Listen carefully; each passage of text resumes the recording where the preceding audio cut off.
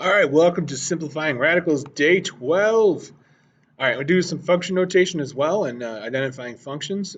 So for radicals, remember, you can use your calculator, okay? So on your calculator, you can go to the calculator page, and we just go to menu, number, and then factor. Or, if you want to, you can just type in with the letters down here, F-A-C-T-O-R with a parenthesis. That will also work. And then any number we'll put in, so 32, it'll tell me it's 5, 2. So 2, 2, 2, 2, 2, 2, 5 times. And then from there, we're just going to find our pairs. So you can see with 72, so here we go, we can try 72 here. All right. We can see it's 3 2s and 2 3s. So in my radical, right, I'm going to write 3 2s and then 2 3s. And I'm circling pairs of numbers. It's a square root, so two numbers make a pair or a set. Okay. And then remember the twins escaped, so the 2's get out, but only one makes it, one survives, so there's a 2 in front. The 3's, there's a 3 in front. And then we're just going to multiply, okay? So pull 1 from each pair, multiply everything you pull out, multiply the remaining numbers inside. If there was already a number in front, like let's say it was 4, radical 72, then there would be a 4 here and be 4 times 2 times 3 instead. And then for the letters, it's the same thing. So if there's, we can see for this one that it's x cubed y or x squared y. So there's just 2 x's here, and these 2 x's, okay, only one of them is going to come out. So we get a 3, a 2, an x, and then there's a 2 in line left over, and we multiply them together. When we add radicals, we have to reduce them first. We add the coefficients and keep the actual radical the same. It's kind of like just like adding 2x and 3x, okay? When we multiply the outsides together, we multiply the insides together, and then essentially we simplify. A lot of the questions they ask are going to be whether or not a number is a rational or irrational number. And then same thing with dividing. For dividing, you can divide. You can make one big radical and put the fraction inside, or you can reduce and then divide the coefficients. So if you were doing this, you can see 19 and 8 is going to divide, and then we would essentially identify whether it's rational or not. So a rational number can be written as a fraction. That's the basic definition, okay, or a ratio. All right, where the P and Q, the numbers on the top are integers, and they're not zero. They have to be whole numbers, positive or negative, and the bottom number can't be 0. If it's a square root, it has to be a perfect square. So 4 square root of 4 square root of 16, you can see square root of 64 over 25, because this is going to become 8 over 5. So those have to be perfect squares. Or I can have a terminating decimal or a repeating decimal. Okay, an irrational number, all right, is not rational. You cannot make it a fraction. Okay, the numbers do not repeat as a decimal. It never ends. It keeps going forever. The radical is not a perfect square, so it's anything else. So like 2, 3, 5, 6, 7, 8, right? 10, 11, 12, 13, 14, 15, 17. Leave out all the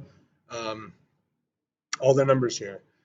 Or you can't reduce it down to a perfect square. So for example, if I were to do the square root of 32 divided by the square root of 2, I could rewrite this as 32 over 2, turn this into the square root of 16, and now it's rational. Okay, so normally I would tell you to type it in your calculator, and if you get a whole number back, then it's rational. If it's a decimal coming back, then it's not. Okay, all right. So on the next page, we get some questions. Which statement is not always true? The product of two irrational numbers is irrational. Technically, that is false, because we can do square root of 2 times square root of 2, both irrational, and end up getting a rational number times the square root of 4. All right. The product of two rational numbers is rational. It's not always true.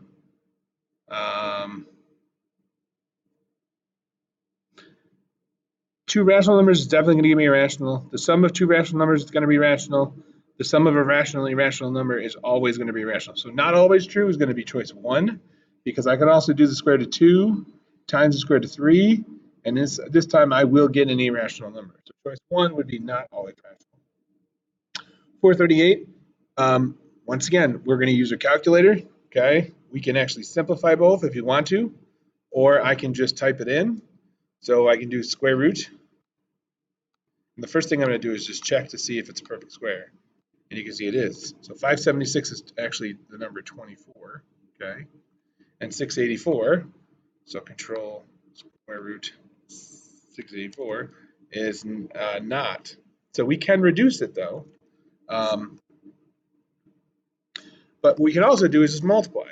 So I can take the square root of 576, right? I can multiply it by 684. And you can see I'm going to get a decimal. So this means that's irrational. All right? 576 times 684. And then if I need to, I can do the factor, all right, with that number. And you can see I'm going to get a 19 left over here. So I can see these are going to be 4 twos, two 3s, and a 19. So it's going to be irrational here. So the reason it's irrational is because one of the factors is irrational. This is a rational number. This is irrational, okay? So that's why that's going to work that way. For 440, we want to add these two numbers together. And which of these is going to come out to be a rational number? So 1 over the square root of 3 plus 1 over the square root of 6. And just use your calculators for this. You could also see, like, the square root of 4 is 2. So that is going to become 2, and this is going to become 3. And if I add these two numbers together, right, I'm going to end up getting a rational number back, okay? This is going to end up being, what, 3 over 6 plus 2 over 6, and this is end up being 5/6 when I do it together. You can see all the other numbers, right? This is irrational, this is irrational, this is rational, it's 5, that's irrational. So all these other ones are going to be irrational, just 2 is going to be my answer. All right, we're going to close the door here, we're getting drummed out. All right, same thing here. The sum of 3 radical 2 and 4 radical 2, remember we add them together, we add the coefficients, we keep the radical the same, and this is irrational, okay? And you can basically say, oh, that's a terrible irrational, by the way.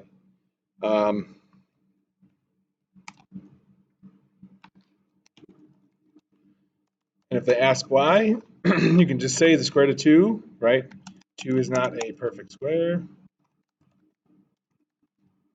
And radical will be irrational. If you want to just say square root of 2 is a non-repeating, right? You can also say that too, okay? So square root of 2 is a non-terminating, non-repeating, nice, decimal. That'll also do it. That's the definition, okay? So we can put that down. 7 minus radical 2, same thing, okay? 7 take away radical 2, you can just say a rational number. So a rational minus an irrational is irrational, since the difference is a non-terminating, non-repeating decimal. That would be enough, guys, okay? Same thing on the other one, the product here. This is going to be rational, okay?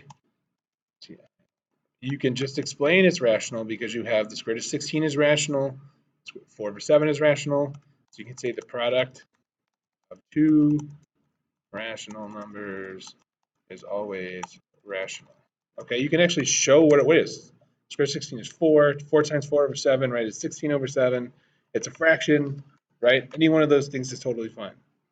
All right, the next one is graphing root functions. So on the calculator, we're going to graph a squared function. We know the squared function, what it should look like, right? At 1 is the square root of 1, which is 1. At 2, we can kind of plot nice numbers. So when x is 0, the square root of 0 is 0, okay? We can't take the square root of negative numbers, so there is no x values that are below 0, all right? And then the square root of 1 is 1, right? The square root of 4, so we go over 4, is 2. The square root of 9 is 3. And so my graph kind of looks like a sideways parabola a little bit, all right? So when I graph it, it's going to look something like this, all right? And it's going to be heading up in that direction. That's it. Now, if I do x minus 1, where the minus 1 is outside the parentheses, remember we talked about before, and we'll do it again tomorrow, that graph is actually going to shift down 1 unit, okay? So just make a table of values for yourself, and then you can just graph the line based on that information. That's what it's going to look like, though. That's the square root of -1. Okay, so if we do in a table, let's try that again. A table, okay, at 0 we have 0, at 1 we have 1, 2 doesn't work, 3 doesn't work, 4 is nice, that's 2, 5, 6, 7, 8 aren't very nice, right? 9 is 3, okay? And you can keep going if you need to, but you're just doing the square root of x, right? And then actually in this case it's take away 1, so for 0 it's actually -1, okay? For 1 it would be 0, because it's normally 0, but we take away 1 from there. All right. 2, 3 said doesn't work. 4 is supposed to be 2. We subtract 1. It's 1. 9 is supposed to be 3. We subtract 1. It's 2. So that's what that's going to graph is going to look like. All right. The square root of x plus 2. So remember, we already know what the square root of x is going to look like. So if we duplicate this graph, we already know that it's supposed to be this. Plus 2 means we shift 2 units to the left. And so we get a graph that looks like this. Okay. So my chart, an XY chart, all right, I know that it's supposed to be 0 and then 0. But for the x value, we're actually adding 2 to it. So in order to add 2, okay, whoa, that wasn't supposed to happen. Not that big, please. When you do the eraser, okay? So instead of doing, all right, if I want to get 0 and I have to add 2 to that number, right, I want this number to be 0. Does that make sense to you guys? I wanted a 0 to be there, but there's a plus 2 chilling there. So that means I actually need a -2 in my table, okay, in order to get it to be 0. That's why the graph shifts left 2 units. I want this number to be 0.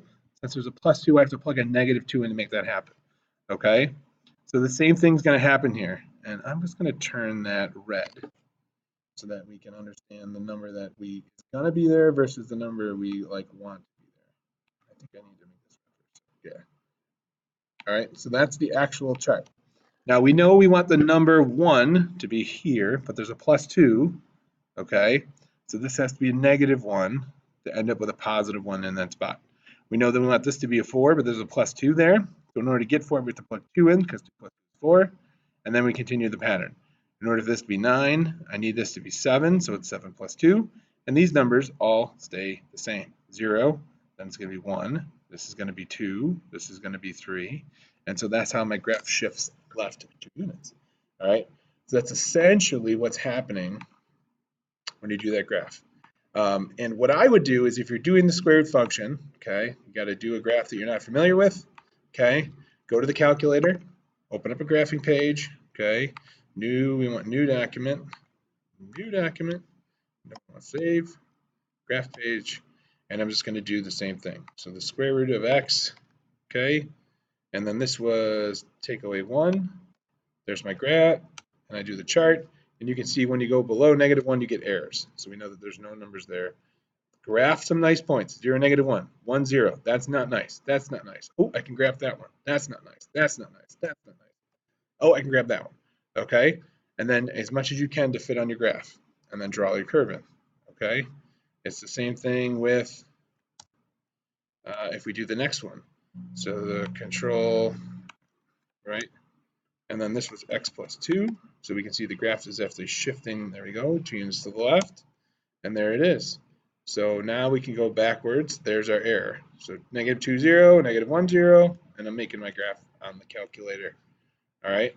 Remember, after we graph, we do want to state our equations just in case. So y equals the square root of x minus 1, and y equals the square root of x plus 2. All right. Okay, on to the next page, function notation.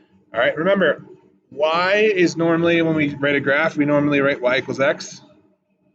Okay, it's just, and can be symbolically for a relation. What we want to do is when we replace y with f of x, we're saying that it is a function, which just means for every x value, there's only one y value, okay? If we have two x values and we're repeating, then it's not a function, all right? So if the x value repeats, it's no function there. When you want to evaluate a function at a certain point, so function notation, if I see f and then parentheses -3, f of -3, I'm going to plug -3 in anywhere I see an x, okay? And we're going to evaluate. That number we get is essentially the y value, okay? Remember, a relation is just any collection of ordered pairs. It's a function when there's no repeated x's, okay? So once again, it's a function when there are no repeated x's. All right? The function is said to be onto or one-to-one if there's no repeated y's. Okay? Remember, for functions, we're using the vertical line test, the VLT, okay? And we're using the horizontal line test for one-to-one or onto. Domain is just a list of all the x values, all the possible x values for that function. So what could you plug in that you'll get a y value back? And a range is all the y values. So when you plug x values into what y values we always get back. So for 445, which table represents a function? I'm just looking at the x's, which ones have a repeat, which ones don't. Okay, that's it. And so I can see in all of these, for the first, right, 1, 2, and 4, I have some sort of a repeated value here. So those are out. So I know it's got to be choice number 3. All right. Which ordered 456? There's another ordered pair, set of ordered pairs. Which can he add to keep it a function? Just look at the x values, and then which ones can you pick that are not going to repeat? So number 1 would be a repeat with 0, right? 2 would be a repeat with 5, 3 repeat with 7. So it's got to be choice number 1, or sorry, 4, 1, 3. Okay. 458 is based on this graph right here. We want to know, is it a function or is it not? And is it because it passes a vertical line test or horizontal? So we would say it is a function because it passes the horizontal. Nope, not that one. Okay, it passes the vertical line test. So it's choice number 2. All right. On the next page, which one does not represent a function? We're just looking for, right, which one of these fails the vertical line test or has repeated x's. And you can see this number 1 has 2 different values. So this is indicating I have the 0.14 and the 0.15 here, as well as 2.6 and 2.7. So this choice is not a function. Okay, you can do the square root function. Okay.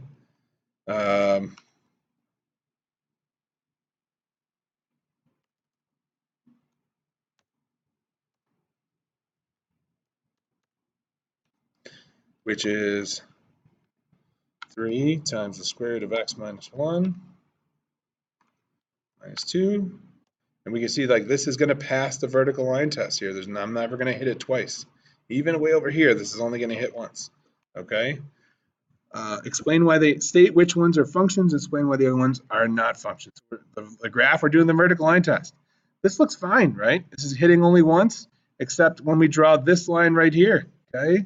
That line right there has 2 closed circles. This is going to hit twice. This step function here is going to hit twice, so that is not a function, okay? This guy right here does not have any repeated x's, so that's not a function. That is a function, okay? This also is a function, all right? And then this guy's got repeated x's, so he's not a function. So we would say, state which ones are functions. We would say relations 2, 3, and 4 are functions. And 1,